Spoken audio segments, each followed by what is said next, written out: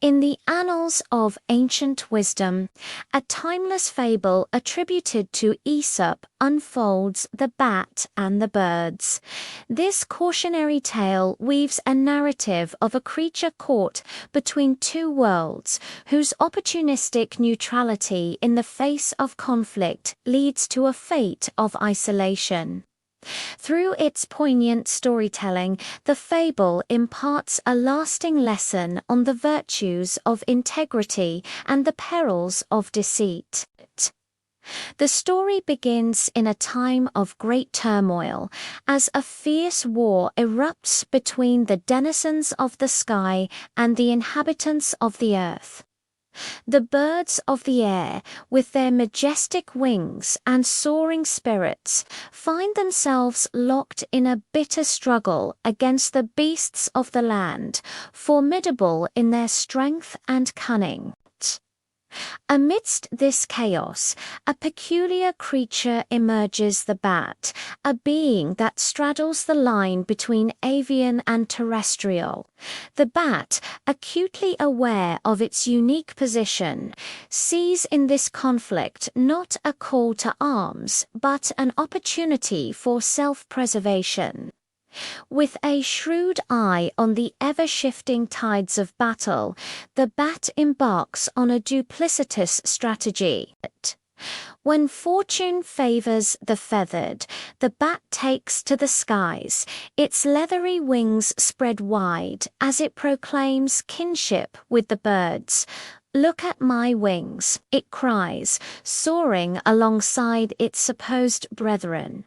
"Am I not one of you, a creature of the air?" Yet, as the winds of war change and the beasts gain ground, the bat's allegiance shifts with mercurial ease. Scurrying on all fours, it mingles with the four-legged warriors, its mouse-like body and sharp teeth on full display. "See my fur and fangs," it declares to the beasts.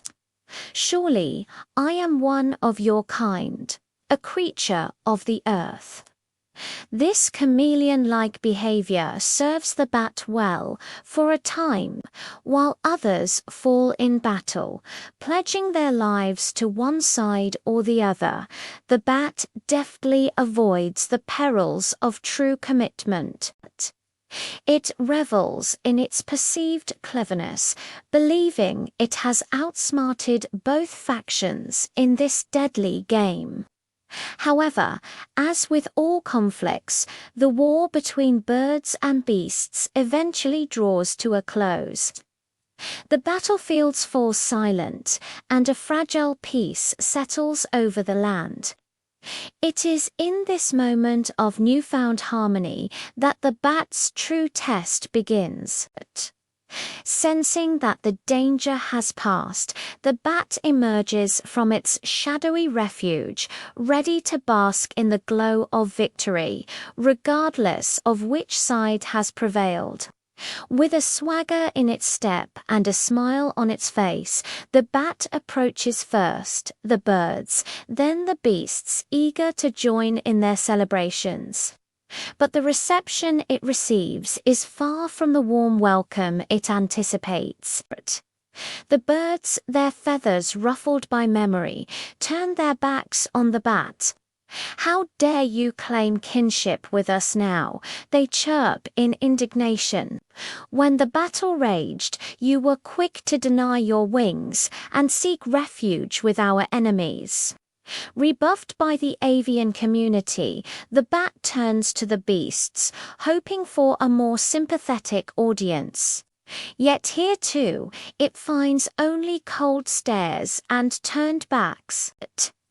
"You think we have forgotten your fair-weather loyalty," the beasts growl. "When victory seemed within our grasp, you flew above us, claiming allegiance to the sky." The bat's cynical opportunism, once its shield against the ravages of war, now becomes the very thing that seals its fate. Both birds and beasts, united in their disdain, reject the duplicitous creature. The bat finds itself cast out, a pariah among those it once sought to deceive. In the aftermath of this rejection, the bat is left to face the consequences of its actions. With no allies among the birds or the beasts, it is forced into a life of solitude. The once clever creature now finds itself without friends, without community, and without a place to call home. It is from this point forward the fable tells us that bats retreat to the shadows of caves and the ruins of abandoned structures. They emerge only under the cover of night, when other creatures slumber, a poignant reminder of their outcast status. The darkness becomes both their refuge and their prison, a fitting metaphor for the isolation brought about by their duplicity. The moral of the bat and the birds resonates through the ages, its message as relevant today as it was in Aesop's time. It speaks to the fundamental importance of integrity and the heavy price of betrayal. Those who constantly shift their loyalties for personal gain, who wear the mask of friendship while harboring no true allegiance, will ultimately find themselves trusted by none. This fable serves as a powerful reminder of the value of steadfastness in the face of adversity.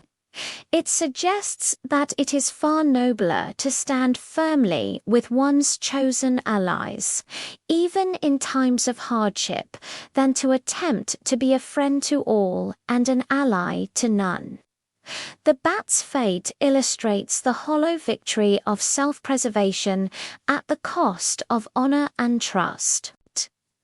In our modern world, where allegiances can shift as quickly as the news cycle, and where opportunism often masquerades as adaptability, the lesson of the bat rings particularly true. It challenges us to examine our own actions and motivations, to question whether we stand for something greater than our immediate self-interest.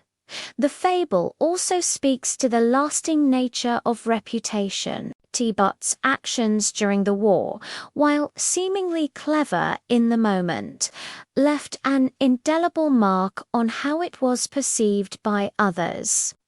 This serves as a cautionary tale for those who might be tempted to compromise their principles for short-term gain, reminding us that our actions have consequences that can far outlive the immediate circumstances. Moreover, the bat and the birds touches on the complex nature of identity and belonging. The bat, in its attempt to claim kinship with both birds and beasts, ultimately belongs to neither. This aspect of the story resonates with anyone who has ever felt caught between two worlds, highlighting the challenges of navigating dual identities and the importance of authenticity. In conclusion, Aesop's fable of the bat and the birds stands as a testament to the enduring power of storytelling to convey profound truths about human nature and society through the simple yet compelling narrative of a creature's fall from grace. It imparts wisdom that transcends time and culture. It reminds us that in a world of shifting alliances and moral ambiguities, integrity remains a beacon of virtue, guiding us towards true friendship, community, and friend. The bat's lonely fate serves as a stark warning to all who might be tempted by the siren song of opportunism, urging us instead to choose the path of honesty and loyalty, even when that path may seem fraught with difficulty.